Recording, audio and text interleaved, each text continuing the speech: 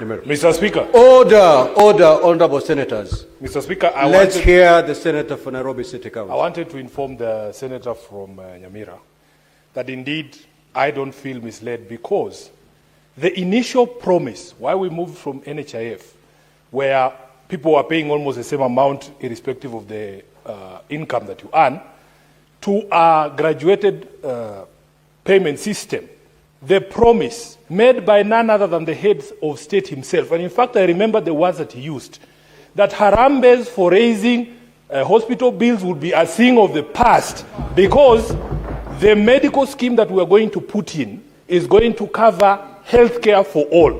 And there was no rider. At that particular moment in time, nobody told us, Honorable Speaker, that it would be for 10% or a portion. That is the justification, Honorable Speaker, why my contribution moved from less than 1,000 to 33,000. And he was telling us that those of us who are able to pay more should do so, so that Harambes are a thing of the past.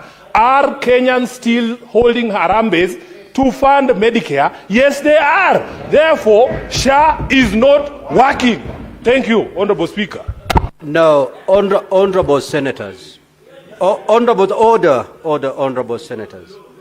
Honorable senators, we just to guide the House, sitting in Turkana County, we went through a set of laws that gave birth to SHA.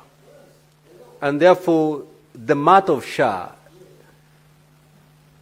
is no longer based on a promise that was made somewhere. It is based in the law.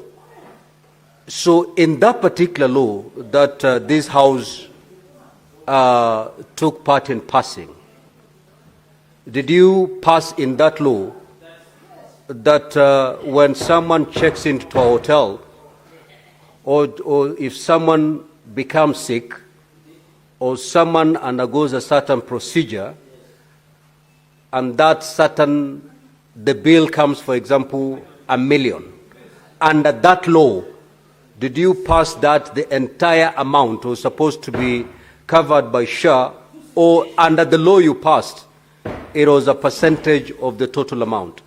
I want to be referred to the law, not to a promise that was made somewhere. Speaker, if you remember, and the answer can bear me witness, I am one of those people who opposed this particular legislation, Honorable Speaker.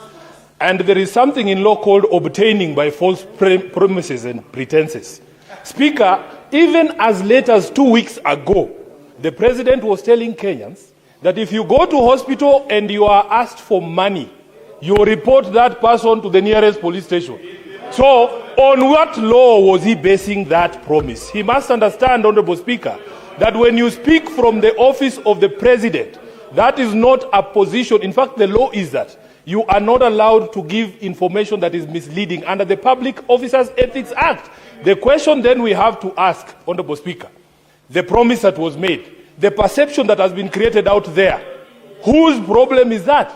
Personally, I voted against that law, and I brought amendments to that law on this particular floor, including one to cap the limits of the contribution. But they told us, no, increase your contributions so that those of us who do not have income are able to get free Medicare. That is how it was sold.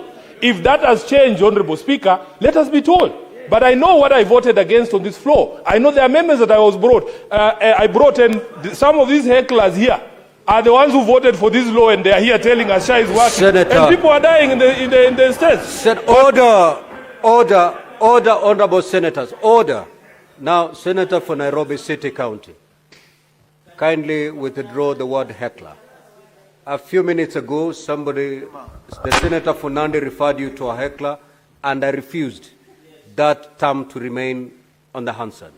Kindly proceed to withdraw. Yes, that. Mr. Speaker, they say what's good for the goose is good for the gander. I will withdraw heckler and replace with heckling.